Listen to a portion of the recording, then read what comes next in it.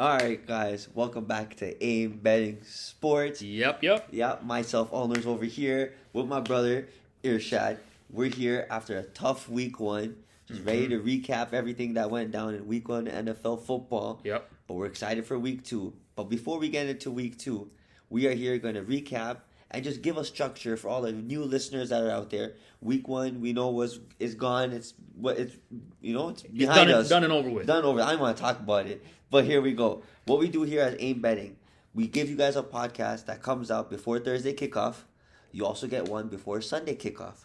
What we do in these podcasts, my brother will elaborate. So how we kind of operate to what Ulner was mentioning, for those who've been riding with us since last season, thank you for the new AIM squad. Essentially, we're going to be giving you 2 podcasts every week before kickoff, both before Thursday, like Ulner was saying, and before Sunday. And how it works is we're going to be providing and dissecting our previous game of the weeks, which we'll get into here shortly, speaking about our records after the game of the weeks that we called, and then kind of getting into some of the trending bets, creating an ideal fantasy lineup for the team for the week ahead, talking about our survivor pick for those who are in survivors, and then, of course, talking about our personal game of the week records as we go forward. We're going to do this in 2 segments, one before, like he mentioned, before Thursday kickoff, and once again before Sunday kickoff. So you guys can get your research in and lock in before the week ahead. Yes, big week ahead of us. And other things we do here as well, too, that you'll be getting, that we're doing something new here, is fantasy. Where my brother Irshad mentioned already, we have our game of the weeks that we select that are really entertaining, that will catch an eye, will catch a read, catch a listen from everybody, and make things interesting. All games we pick for game of the weeks include popcorn. Make sure you bring out your popcorn and watch a game and enjoy. Get your snacks. Yep. But yeah, we do fantasy here. Fantasy, we have a little structure that every Thursday we give out a fantasy lineup that's going to create points. We also do a fantasy for the week, which happens on Sunday, which if you have any players on Thursday that want to get involved, we can. Our structure for fantasy is going to be 1 quarterback, 2 running backs, 2 wide receivers, a tight end, 1 defense, and 1 kicker. Yep. And on Thursdays, we'll have just 1 quarterback, 1 running back, 1 wide receiver, 1 tight end, 1 defense, and 1 kicker. And my brother was mentioning Thursdays records are separate than Sundays unless it's a game of the week. Right. There's also something new that we do at Aim Betting too, something called Survivor. Irshad, let them know what Survivor is. So for those who are new to fantasy or those who are seasoned in the world of fantasy, Survivor is very, very simple. As the NFL season begins, you pick one team and one team only for that week that you think is going to win. Yes. That's it. That's it. Straight up, outright, money line. Easy. That's it. But where the interesting component of Survivor gets in is you cannot pick this team again all season. Yes. You cannot do that. So you have to be very strategic as to when you pick this, let's say your favorite or maybe the top dog in the league, and when. And it's very, very important that you dissect all the research prior to, because unlike as we saw last week with the Bengals, they were highly favored in many survivor leagues, in many straight up money line games, and they were upset. And so it really all depends. So Survivor is very, very interesting, and it's something that we are adding to our repertoire this season. Yes. All right. So let's recap week one. We had our personal records. Week 1 went to shambles. Man. Disappointing. Couldn't even get 1 check mark on the board. Nope. We went 0-3. But it's okay. We will own up to becoming 0-3 because when you fall down, you just pick yourself back up and you become better and get back in W column. I mean, there's no worse place to be than to win now. You know what I mean? Exactly. It can't get any worse. It can't get any worse. We already lost. So, hey, it's okay, right? It is. We don't get the losses out now. Let's get it out now. Early. Just practice. No, just kidding. But yeah, so we have game of the weeks we're going to be recapping. We had 3 games that we had for you guys last week. We had Houston and Indy at the 1 o'clock game on Sunday. Yep. Then we had Sunday Night Football, which we had the LA Rams versus Detroit Lions. Lions, yep. And then Monday night we had the New York Jets versus San Francisco without CMC. So we'll head into first game that we have last week, Houston Indy. Houston was favored -3. My brother and I both picked them to win -3. We even said Stephon Diggs, C.J. Stroud, a new offense. They spent so much money. They're gonna come in, and Indy didn't have a lot of wide receivers that we trusted. That I thought they would make make a play. Yeah. But we saw Richardson come back from injury. He did. He did his thing through that 60 or 70-yard bomb. Yeah. Right to Pearson. They got into the end zone and they were just carving them up. It was a good game overall. Popcorn was needed, yes, but unfortunately, Houston did not cover the spread. It's tough. As they only won by 2. Correct score of 29-27. Yep.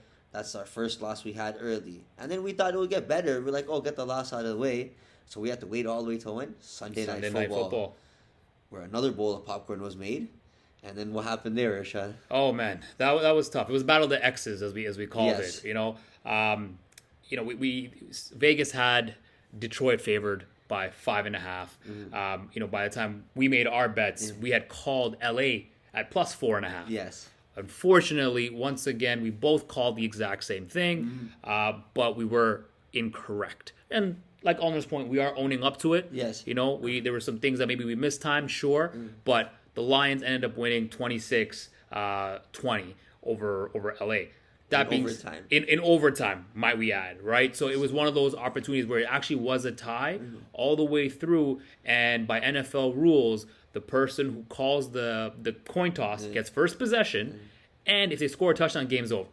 So to be fair, LA never really got a chance to really come back. They never did. They right? got the chance to rule on that one. I mean, that's a different conversation. That's a different conversation. But we some of the players that we thought were going to do well, quite frankly, did do well. I mean, Stafford threw for 300 and something yards. He had a great game. Kyron Williams coming up, sure, 50 yards, 18 rushes. Could have been better. But they had to throw the football. They were down a little early. They were. But you know who made a big bounce back? Cooper Kupp. Yeah. Now, I'll tell you guys a quick story. I picked Cooper Kupp in my fantasy last year. He was underwhelming. It turned out that 2023 was his worst year in his entire career. So he's slated for a bounce back. And he showed us in last game that he is ready for that. And in all honesty, he received for over 110 yards and picked up a TD. Yeah. So he seems pretty promising this year. And I think those who are lucky enough to grab him in your league, I'd probably say keep him. Something to definitely be seen. But, as we saw here at the end of the day, the call is the call. And we were incorrect. We called plus 4.5, but Detroit won by 6 in overtime. They only kicked that field goal. If they kicked that field goal, man. I know, honestly. But now, obviously, as we waited for Sunday Night Football, we thought maybe we'd bounce back on Monday Night Football. So we had to wait a full 24 hours. Couldn't even sleep to see Aaron Rodgers come back and hopefully not be injured in his first game, which luckily he wasn't. But we found out that C-Mac wasn't playing. Oh, man. Which was tough for a lot of leagues, us included. And, Monday Night Football. I'll throw it to you. What happened that game, man? I don't know. CMC said he wasn't playing. I got a little excited. Thought, hey, the Jets will cover plus 4.5. The line moved by only 1. Yeah. Which didn't make any sense to me. There was something Vegas knew that people didn't know. Without CMC, they had Mason coming back, who had a big game. Big game. Ran for 147 yards, 28 touches, and a touchdown. That's wild. That's ridiculous. That's wild. Ridiculous. And then what Shanahan coach said, he told him the day of he was starting. Yeah.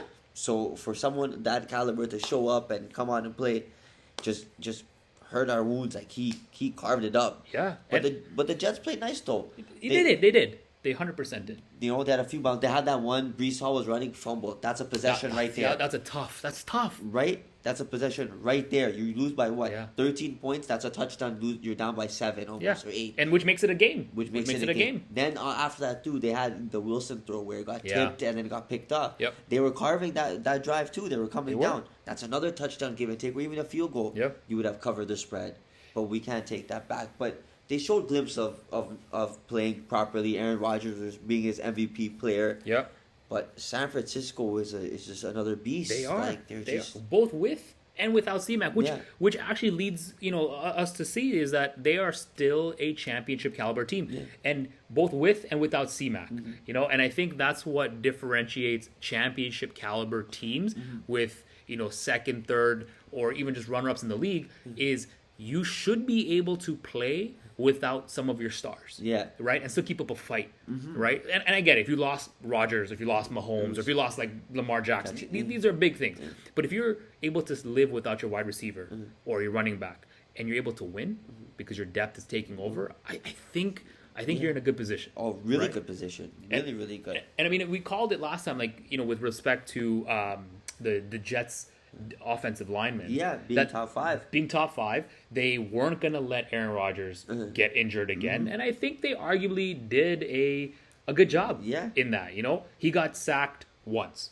In the entire game. Right? And so, like, you can't really... He had time in the pocket. He had time in the pocket. It's just the San Fran defense was just a little bit better than that Monday night. Yeah. They're good. They're good.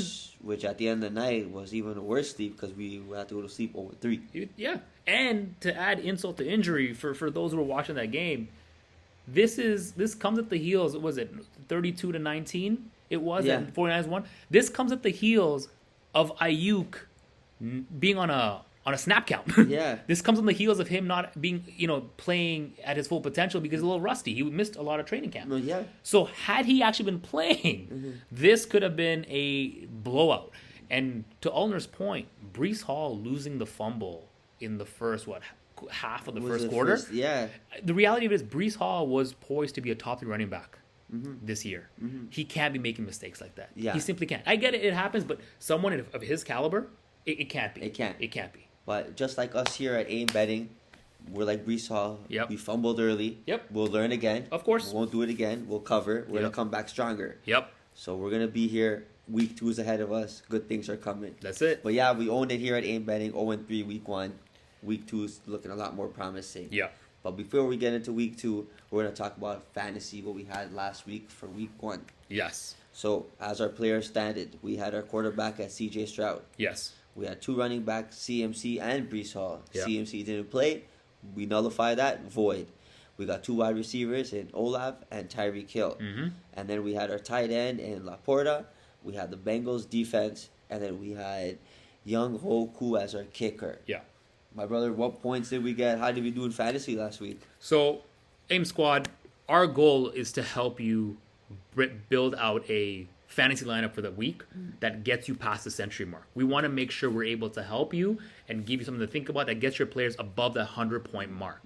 Unfortunately, like our game of the weeks, it didn't go as well as we liked. Yes. Right? We had some good players, which we'll share with you, but overall, our total compilation based on ESPN PPR Sport score was 82.56, and this was averaged around the fact that, of course, C-Mac didn't play, so it came to just under 12 points per person, right, per position. Yes. So Stroud had about 19 points, so 18.66 to be exact.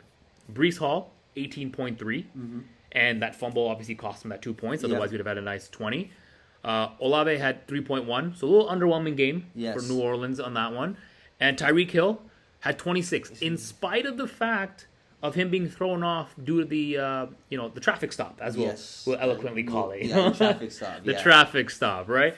26 points. He was targeted 12 times. He picked up 7 of them, ran for a touchdown, and was 130 yards. Yeah, it was like a ridiculous number. It was a strong amount. This is him being thrown off mere hours before kickoff. Like right before kickoff, like it was ridiculous. And he still pumped out 26. 20, yeah, like that's ridiculous. Like for someone to take a mindset and just be there and not know like what just happened to them, and then go on and just come out with a bang and have so many. And the reality is it goes to show how well versed Tyreek was as a player. 130 yards. 130 yards on 7 receptions and a TD. Hours. And he was targeted 12 times only. Only 12 times. And this is hours after being arrested and put on the ground. Yeah. That's ridiculous. He's still elite player. Oh, 100%. 100% elite player. And then we had our tight end, Sam Laporta, out of Detroit. The potential, hopeful, Gronk, Brady-style connection. 8.5 points. We had a Bengals defense, which we saw in a lot of Survivor brackets. It was a blowout. It was an upset. Yeah. They had 4 points. And then we had our kicker, Young Ho Koo, with 4 points. So, as we mentioned, total was 82.56. C-Mac, of course, didn't play, so we just nullified that. But our goal truly is to get you into that 100-point marker. Now, that being said, if C-Mac had played, we could have probably got 100-plus points, to be honest, right? Maybe it was 82.56, but we essentially had a position empty. So, to be fair, we would have probably crossed that 100, but our goal is to give you the higher one. Yes. But let's talk about all of our... we've talked all about our losses, but to close out last week, we had our survivor pick. Yes. Oliver, let me throw it to you. Tell them who our survivor pick was and how we did. All right. So Survivor, we took the Seattle Seahawks money line. Mm-hmm. They played the evening game, 4 o'clock Eastern time against the Denver Broncos. They were playing at home. Geno Smith started off the game with a pick. Had the ball first, really got off the jitters. I was scared. Tough start. We were already losing everything. It was just downfall, and I was like, oh, here we go again.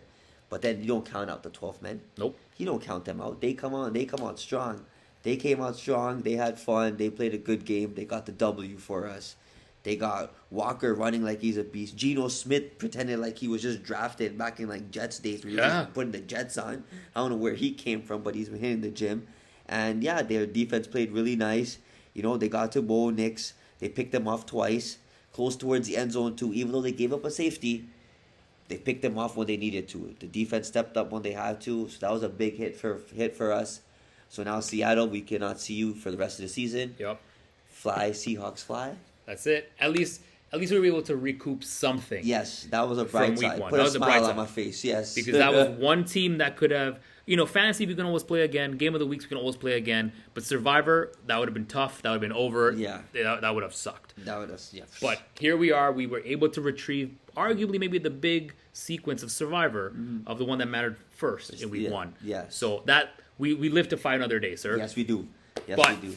Looking forward to a bounce back overall. Uh-huh. You know, we like we mentioned, we're going to talk about Thursday night football, a divisional matchup of arguably two Super Bowl contending teams. Yes. And, you know, this is Buffalo at Miami. You know, Miami, obviously, we knew how they played against Jacksonville, so it's a home and home. Buffalo's already up, you know, 1-0 themselves. And now they're visiting a sunny Florida. So I'll start off by saying that currently the line as it stands is favored in Miami -2.5. Ulner, my brother, I'll throw it to you first. What's your take? What do you think? Spread, money line, the whys, and let me know. Oh, this is a beautiful game. Buffalo, Miami. You're gonna see two MVP caliber quarterbacks go at it. You have a high-powered offense. You got good defenses. You just got some old school football happening on Thursday nights. Not usually Thursday nights are dog nights. I don't know if you heard that, Irshad, or anyone before. But before we get into that, this game's really interesting. Josh Allen plays really good when games matter. Yes, last week when they played Arizona, he came off a little shaky. Yeah, it was week one. But this game matters. It's a division game. They want to get the upper hand. In week 2, Josh Allen is 5-1 straight up. And he's 4-2 against the spread.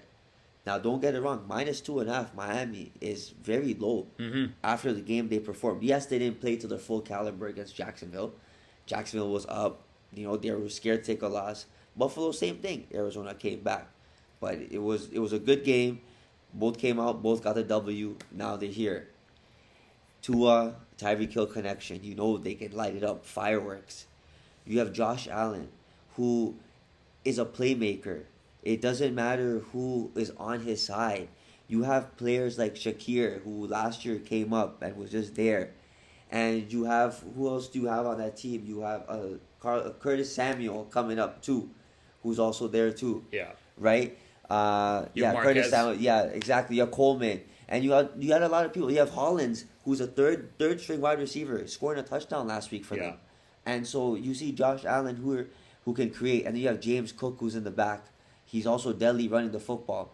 But when Josh Allen nitpicks these wide receivers and get him, what does the defense do? Do they cover, or do they pressure Josh Allen to throw, or do they cover and he runs? Yeah, it's a fair point. It's you have to pick your poison. Yeah. And at the end of the day, it's going to be a really good game. I'll give you my pick here because I feel Miami should win this game. Yep. -2.5, I don't think so. Interesting. Against the spread, I feel Buffalo owns Miami. As you can see, they're 4-2. Tua has played what? How many times against them? 7 times against them? Yeah. Right? And Allen's 4-2-1 against the spread. And he's covering the points by 12.1 points per game. So imagine, he's covering that spread by 12.1 points per game. So you're telling me, if you give the average favorite -2.5, if you're covering 12, you're telling me Buffalo's winning tomorrow by 10 points? If you look at the stat that way, it clearly states Buffalo is winning by 10 points. Yeah. With Allen being 5-1 up straight up. He's Tua's kryptonite. He knows what to do. I'm giving my pick. I'm taking Buffalo plus 2.5. If they come on to win this game, sure. I feel Miami should win the game, but we're going on the spread. I'm taking Buffalo plus 2.5. Fair enough. I mean, I see where you're coming from. I mean, I see, like, obviously we know Allen's faced Tua 7 times. Yeah. Right? Allen is, I think 4-2-1 against the spread, Uh-huh. but covered the spread by 12.1. Yeah. So by that definition, to your point, they should win by 10. Yes. The difference that I see here is in some of the, external factors. Okay. Okay. Look, we know what happened with Tyreek. Yes. Right? Like mere hours before the game. Uh-huh. And in spite of that, he still dropped some solid numbers in week 1. Uh-huh. I think that coming into this game, he's now lived, for another week back at home in Florida, in Miami, and has trained. And now you've quite literally agitated the cheetah.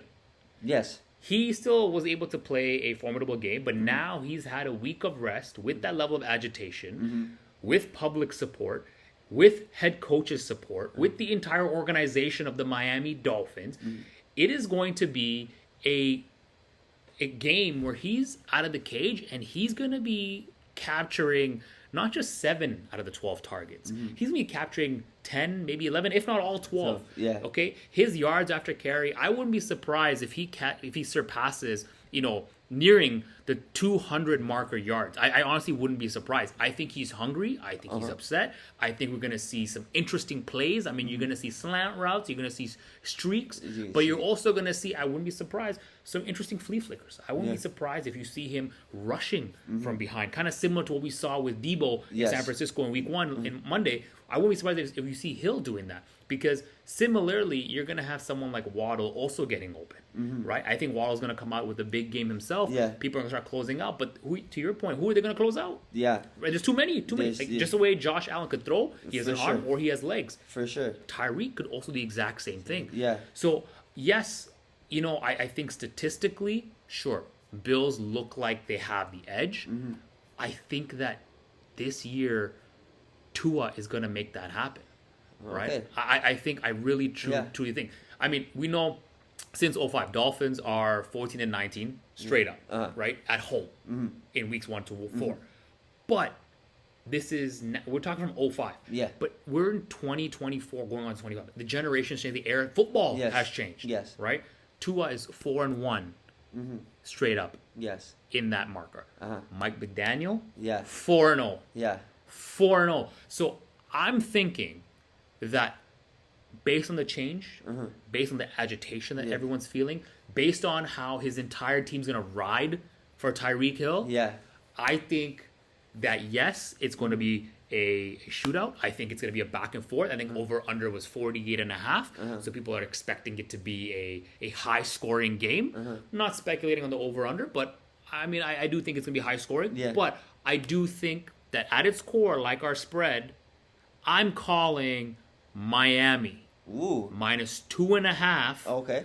And I mean, hey, you know what? I'll give it the fact that there's a lot of injury on Miami, right? Like we know Raheem Mostert is not playing. Yeah. It's done. He's out. Yeah. Right. Devin Ashane has played well, and we know that he's gonna be playing well. Jeff Wilson was able to step into that limelight as well. Yes. Right. So those two single-handedly we know can run the backfield. That's great. I think, yes, you have the rush of Josh Allen, but I think James Cook is going to get tied up in the middle. Okay. I think the defensive line is going to shut it down. Yeah. And then you have, to your point, Coleman and Shakir. Yeah. And you have the veteran of Samuel and Valdez-Scantling. Yes. All of which are going to be pushed outside. They're not making any inroads inside. I'm calling minus 2.5 Miami for Thursday Night Football. Although, my brother, I'm sorry, but I got to call this one, This is what man. we do. This is what week 1 does to us. We go together and it just doesn't happen. We go against and see what happens. That's it, man. That's it. Which, I mean, leading into now our fantasy lineup conversation. Yes. Now here at AIM Sports, for fantasy lineups and Survivor, we like to have a cumulative and kind of consensus here together. So first thing that, of course, for Thursday night football, we discussed we like to have just the one QB, one running back, one wide receiver, one tight end, one defense, one kicker, just so people who are playing the lineup exclusively for Thursday have some information to go off of. Yeah. But we'll also kind of elaborate whether we think any players in either of the games or in the game tomorrow will actually be in our lineup for the week. Yes. So I'll throw it to you first, Ulner. Give me your TNF fantasy. Okay. Okay. And then from there, we can see, do we have any of those players making the level up into our entire week 2 fantasy? Well, we'll cut the chase and go simple. We talked about Tyreek Hill having a big game. He just got over. Without a doubt, it's given. He's the best wide receiver on the field. Yeah. Both sides. Like, there's no argument involved. So I feel Tyreek Hill should be our wide receiver on our daily fantasy. Yep. That's out and done with. Now we have to fill in the other positions. Tyreek Hill speaks for himself. Easy. Like how you said earlier, he had 130 last week. Yeah. 7 catches out of 12 targets. That's crazy. Like, that's ridiculous. He dropped the ball, 5 times?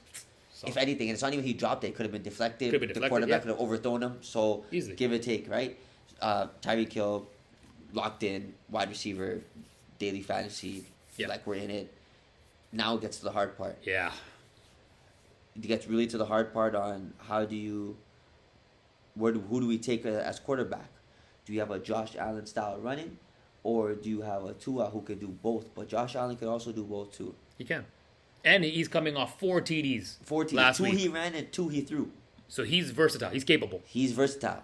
Now, in fantasy, we're not talking about who's really winning the game. It's about more points here, right? points, So at the yep. end of the day, so me and you could have a conversation, have about it, and be like, hey, Allen was going to run more. Yeah. He's going to be able to get that first down on 3rd and inches or 4th Yeah. and 2. I don't see Tua doing that on 3rd and 1 and 4 and 2. No, I agree. So on the upside of the running game, we would have to give it to Josh Allen. Yep. But now, you go to the other standpoint where you're throwing touchdowns, right? You have explosives on the other side. Waddle. You have Tyreek Hill, who can run routes and boom, like last week, he had 80-yard touchdown. Yeah. Right then and there, boom. That's points, touchdown, everything, right? So it depends on what kind of game we feel this is going to go. Do you feel that's going to be more of a running style game, or do we feel like it's going to be more of a throwing game and we're just going to play cat and mouse with each other? I mean, I think there's a couple of ways to definitely look at it, right? I think to your point, it's not so much who wins the game in our daily line of fantasy. It's who can score more points. Exactly. Right? And where do those points come from? So Tua, from last week against Jacksonville, dropped 338 yards and a TD. Right? That amounted to roughly about 18.6 points. Okay. Right? Now, on the flip side, we had Josh Allen, like we know. Yes. He picked up 2 rushing touchdowns, 2 throwing touchdowns, and 232 yards. Yeah. So, to your point, he wasn't about the long bombs. Yes. He was kind of a hybrid. Yeah, exactly. And in that, it was 31.18 points. Yeah. So, I'm inclined to actually, agree with you in the sense where if there was a 3rd and 1 or a 3rd and inches, do I believe Tua is going to do a QB sneak or a tush push? Yeah. I don't know. Right? I to be honest, I don't think so. I think the concussion that he experienced a couple of years ago, I think there's a reluctancy and a For sure. hesitancy, Yeah. especially this early on in the season. Oh, 100%. It's too early. It's too early. So I think he's gonna pass that on to like a Devin O'Shane or someone Wilson, like Wilson to actually take that, right? Whether that actually translates to another down, that's another question. But Josh Allen, Yeah. I think he can take that. He'll do the tush push. And I think from a sheer notion of just being hybrid, we know he can walk it into the touchdown or he could throw it in. I think my thought, and I want to know your thoughts too, Ulner, I'm thinking for the quarterback for tomorrow's game, I'm going with Josh Allen. Yeah, I like Josh Allen that one. It's just Easy. what we said, more points. We wanted to give you guys the opportunity for more points, and we think Josh Allen gives you the best chance of that. Yeah. Now we're at running back, brother. Running back. We got James Cook, who ran really well last week. He played a good game last week. He got feeding. Just didn't find the end zone. Yeah. Because Josh Allen just wanted to be a little selfish. But He wanted to do it himself. Now, that's just personal because of me, but that's fine. No, Josh Allen played his game. He was close in there. Everyone thought Cook was going to get it. He ran it himself. He played a better offense than defense. Yeah. But James Cook, 71 rushing yards. And don't get it wrong, James Cook can also catch the ball too. He had 3 catches for 32 yards. Oh. Josh Allen gives him a little screen He and does. he's gone. Out Check and downs, good. right? All Little the check check downs downs, and yeah. he's good to go. Right? Now you look at the Miami side, you got, You know, Etienne who's injured. Yep. Well, not injured, questionable to play. Questionable. You got Wilson to play. Now, we already had one that was nullified last week with CMC. Yeah. So, do we go with somebody with for sure starting, or do we go with Miami and feel like they'll just run the game out? Oh, man. I think if you're going to look at it from that angle, I think my take would probably be, assuming A-Chain is actually playing, I'd probably roll with him. Yes. Right? The reason behind that is, look, Josh Allen's a great quarterback, but there's a reason why they've kind of gone a little lax in the running back. Because yes, for the third, you know, 3 and outs or the running downs, you have someone as bulky as James Cook pushing it down. Yeah. But when you actually have the finesse when those holes are happening, yes, Josh Allen's doing it himself. Oh, 100%. He's going out. He's going out. And what'll end up happening in the defense, it'll flip. If he gets a big yard for 2025 as a rush, what'll end up happening? Okay, I'll give it to the running back for maybe 1 or 2 yards, downs. Yeah. Cool. Other than that, he's running it. right? Or he's throwing it. So I think from a sheer notion of points, I think we take Miami. I think A-Chain is good. Yes. I think Jeff Wilson will step up into a nice backup role. But I feel like touchdowns, getting A-Chain, they'll feed him. So we'll stick that in running back. I like that one. Perfect. Which leads us to our outside of our wide receiver, tight end. I think this is pretty straightforward. I think Kincaid. Kincaid. Yep. I just think Josh Allen, Kincaid. I don't feel there's too many weapons in Miami. Yeah. And I don't feel the tight end in Miami is gonna get a certain extent where it's like, hey, here's the ball and go run and see what you could do with it, kind of sense. Exactly. They have too many. And quite frankly, Kincaid had 2 targets last game. He had 1 catch for 11 yards. So he's poised for a bounce back game. Oh, he is for sure. Okay, I'm sure there's probably some conversations happening in the playroom and the video room, saying, "Hey, you got to share the ball a little bit and maybe stop putting himself in a position where he could get hurt, Josh Allen, and actually pass it off to someone like Kincaid, who they've had a great connection, of course, last year. I agree, Kincaid. Next up, I was gonna say defense, but we'll get away from the defense and go kicker. All right, I think defense is tough. I don't know who to really get from there. Now you have 2 kickers, amazing kickers. You got one that kicks in the cold, and you got one that kicks in the sun. They're playing in the sun, but at the end of the day, sometimes there's ice in the veins. There is, and ice can melt the sun, or sun can melt the ice. Sorry, actually, but in this case, in football, Bass can come and he can turn that sun quickly into ice. That's true. So it's a tough one here. Bass played good. He had 2 field goals. His longest was 32 yards. Yeah, that was in Buffalo too. But then again, it was all about Josh Allen last week. It was just him and his legs and doing his thing. Miami, on the other hand, was down. They went up the field but weren't able to score, which they relied on their kicker. Yeah. And Saunders had it. Saunders at home. He didn't leave. His longest was 52 yards. He had 53 actually. Sorry. Was it 53 yards? Sorry, my apologies. 52 yards. 52 yards. Yeah. Right. But he missed one though. He missed one. He did miss one. He had 3 attempts and made 2. Exactly. So now, who would you pick as who you feel is going to be kicking more? To be honest, I'm probably rolling towards Bass. Yeah. Probably rolling towards him. Yeah. And simply on the notion because this is my take, is that if we have someone who is actively making that push down, you're going to have Josh Allen, pull back the legs a little bit, in theory, right? Yeah. No, for sure. Right? Yeah, I hear you, And if you have these checkdowns that are happening, they're going to make their way through and they're going to keep themselves in the game. And I think you're going to have someone like Bass ensure that the gap is forever closed, unless they can get a good leak or a good shot into the end zone. Exactly. I think Miami has too many weapons, like you said, where the likelihood of Sanders actually coming in and scoring a 3-point field goal is less likely than Bass will. Yeah. And I think you're going to see him come in from, I think Bass will actually take those field goals as opposed to the extra points that I think Miami will end up taking. Yeah, I like Bass there too. Bass. I like Bass. Which leads us to our last position for defense. Both playing amazing defense. For points wise, I've to be honest with you, I know I took plus 2.5, but that's our personal thing for fantasy. I feel Miami's gonna throw different schemes at Josh Allen. They're gonna push his buttons, test him, take him out of his comfort zone of running. I feel like they're gonna have like a spy on him where he goes. And then once a spy goes, they'll change the spy. Yeah. So take the spy and make it into like a cover 2. Yeah. Or a cover 3 and just flip it. And Josh Allen won't know Exactly. what to audible it to. They'll show blitz and I think they'll pull back. Yeah, that too, right? But I still feel somebody's going to be following him. Easily. And like I feel like they'll do it on different sides. Or they might even pull down a safety to spy him and then pull it out, which is not expected in the NFL for a safety to spy, right? Different schemes to throw him off his game. So as much as Buffalo, as we said, is a really good defense, it's a division game. I feel in Miami, Miami defense showed what they could do last week too against Jacksonville. They had the run, they got that forced fumble, right? Buffalo gets stops for you, but I still feel just Miami has a bigger advantage and has an easier scheme to just cover Allen and push him and be able to make them make mistakes, and they get rewarded to bring back Tua to go throw some balls and score some tutties. No, I 100% agree, and I was going to say, Miami defense here as well. I mean, look, you have Buffalo defense is rock solid, right? There's no discount against that, right? Last game they had about 4 collective sacks. Yeah. Right?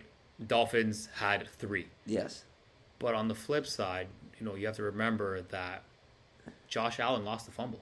Yeah. Right? So, I mean, maybe he's poised to get the throw ready, but if something is broken in that defensive wall, they're coming hot and heavy, and they're going to actually break that potential play and make it into a fumble. Yeah. Right? So if you have 4 sacks, sure, the 4 and 3, the defensive are, in my opinion, more or less the same, generally, especially after week 1.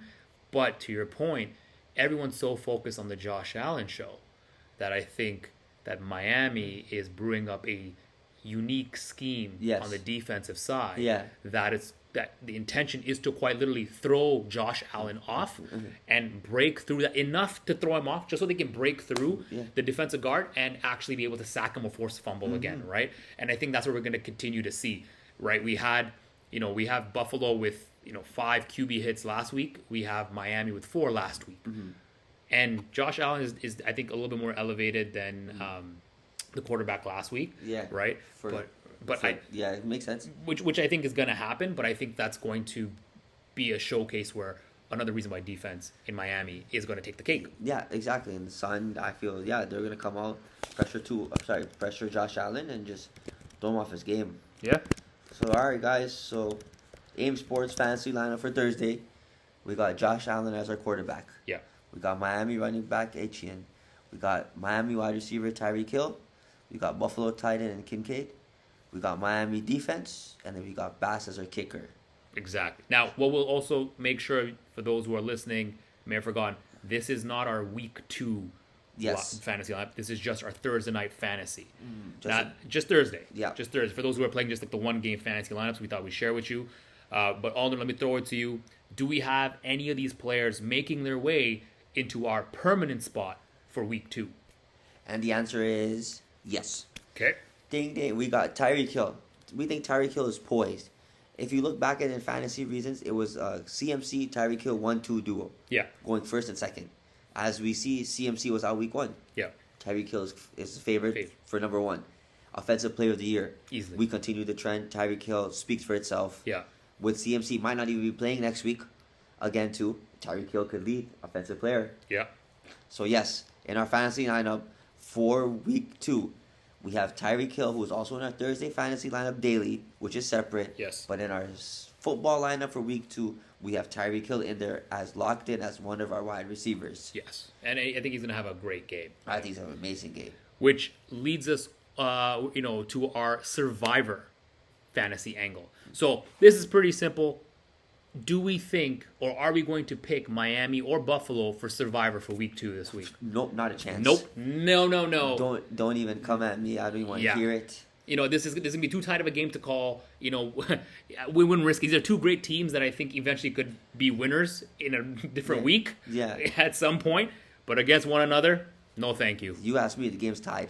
As far as we're concerned, yeah, it's a tie. Just put a tie in there. That's it. So no survivors for week 2 from Thursday Night Football. So tune in before kickoff on Sunday to find out who our survivor is for week 2. Mm-hmm. Now, to almost close off our episode today, we're going to get into some of the trending bets that we're seeing. So some of the trending bets that we typically kind of discuss is the anytime touchdown scorer. Yes. So, Alner, my brother, let me throw it to you first. What is your thought on the anytime touchdown bet for this game? So we have this wide receiver here who runs routes like ridiculously. Yeah. Gets open, helps his quarterback, finds the end zone. He's in there when the team needs him. And I feel this player is going to be such a huge factor in tomorrow's game. It's going to be a make it or break it for them. Yep. And the wide receiver we have, I feel, is going to score maybe even 2 touchdowns tomorrow. Yeah. Probably 200 plus yards if it goes high scoring. Definitely. If not, still 200, 2 touchdowns, probably 130 yards receiving. I would say so. He'll get a lot of targets on him. And the wide receiver we're going with is Tyreek Hill. Yes, the Tyreek Hill show. I mean, look, Ulner said it best, right? Like, you had C-Mac poised for number 1 pickup in the entire league in fantasy. Hill was number 2. Like, he's an offensive player for a reason, and we believe that he is poised to score another touchdown, if not two, tomorrow. And especially after last week's altercation with the authorities, we think that he is out to prove a point. He's pissed. He's pissed. He's hungry, and he wants to, showcase his anger or his disdain with touchdowns and yardage. Yep. And I feel sorry for Josh Allen and Buffalo Bills because they're going to be on the receiving end of this. Yeah, they'll be watching a Tyreek Hill show. They'll be eating popcorn watching a Tyreek Hill show. They'll be enjoying it. Yeah. and for those who quickly wanted to know, check your preferred sports book. Yes. Tyreek Hill is showing 1.8 times your money on any time touchdown scorer. So something definitely to keep an eye on. Yes. But that, it does bring us to the end of our Thursday night football show. And so something that we like to do is we haven't announced the games of the week yet because that'll come out before Sunday. But there are some games of interest that we're keeping an eye out. Whether these are the games of the week or not, too early to tell. Yeah. But these are some interesting. So, let me throw it to you first. What are a couple of games that you keeping your eye on? One game that stands out to me is divisional game rematch. We got the Tampa Bay Buccaneers facing the Detroit Lions. That's a really good game. Tampa Bay game of fight. They look really good. Detroit at home after a big win against the Rams. That's a really good game that catches my eye. I don't know what other games. There's a few other games I like too. There was, but I'll let you pick one as well too. See what catches your eye. I think one of them for me was my hometown, or not my hometowns, right? But my home favorite, the New Orleans Saints and Dallas Cowboys. Yep. They're both 1-0. Yeah. This is a conference game. And I think Cowboys are, I think Dak needs a better showing. I think New Orleans needs a better showing. So I think that seems like a very interesting game to me. Yes. Another interesting game we have is on Sunday late. We got the Cincinnati Bengals and the Kansas City Chiefs. They need a bounce back. They need a big bounce back. Isn't Joe Burrow like 2-0 against Chiefs? Yeah, Chiefs, right? Something He beat them in the Super Bowl. Then he beat them in the regular season that same year. Yep. Kansas City is here. Jamar Chase played terrible. The whole team played terrible. This is going to be a good game. It is. It's going to be a really good game. I'm excited for this one. This might need like more than a bag. This might need some caramel popcorn. Yeah, this one might be an extra special. Yeah, exactly. It'll be extra special. And I think the last game that was interesting for me or intriguing was the Las Vegas Raiders and Baltimore Ravens. I thought that was interesting because Baltimore obviously coming off a tough loss. Yes. Tough loss against the Chiefs. Have had arguably a week and then some to rest up and play against Las Vegas, who, lost by 12 against LA, for sure. But I think they also made a bit of a game out of it, right? Like, I mean, the reality of it is the Raiders actually scored first in terms of a formal touchdown, Yes. The Chargers got a field goal, but technically, there was Madison did catch the passing team, right? So they were first. In fact, they scored the second touchdown as well. Yeah. So it's not to discount the Raiders at all. And I think Baltimore is going to be a formidable defensive opponent. Yeah. Because I think they're also coming in for the jugular. But I think Las Vegas has some confidence and momentum. So it'd be nice to see that clash. Yeah. I know Baltimore's favored by 9 at the moment, so I don't anticipate Raiders winning. But A good game. A good game. Yeah. It's interesting. For sure. Another game for me, division. This is another division game. Division games are always fun. This game's a pick'em or a -1. You could say it sounds like a pick'em. You got the LA Rams versus the Arizona Cardinals. Division game. This division is lethal. I love the NFC West. Like that division, every team is amazing there. Any team can surprise you at any given moment, any given time.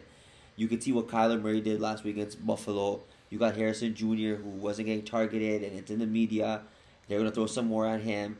You got the Rams, who lost Puka Nacua, but have Tutu Atwell. And then they have Cooper Kupp, who rebirthed himself. And this is going to be a really fun game. I really like this game. I'm going to be flipping back and forth watching this for sure. Yeah, I 100% agree.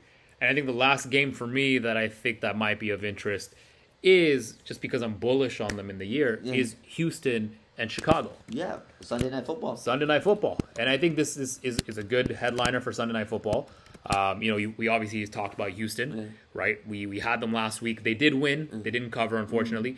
But their entire arsenal is huge. You have Tank Dell, Nico Collins. You have Stephon Diggs now, right? Like, you have a solid wide receiving core, and Joe Mixon at running back. So their entire and CJ Stroud is coming into his own. So this is a very high-powered offense, and obviously this is a cross-conference game. Yes, right. So it's very, very important. Obviously these wins and losses are very important, but this more so because you're stealing a win that actually has implications against other teams in the entire league. So I think it's going to be a huge, huge game for both. And, of course, Chicago Bears coming off a win against the Titans. But their defense. But their defense, though. My goodness. I think you're going to have a high-powered defense versus a high-powered offense. I think it's going to be a solid game to watch. And Sunday night. Yeah. Sunday night football. Sunday night football. That's yes. So, guys, Sway and Betting, we have a few games we have there that are intriguing. Keep your eye out for. If there's any games that you want us to talk about or feel that it's interested or we should focus on it, leave a comment, message us, DM us, find your way to get to us, and we'll talk about it. We'll talk about it. And that's it. I mean, to close off, as we mentioned, Thursday Night Football. Yes.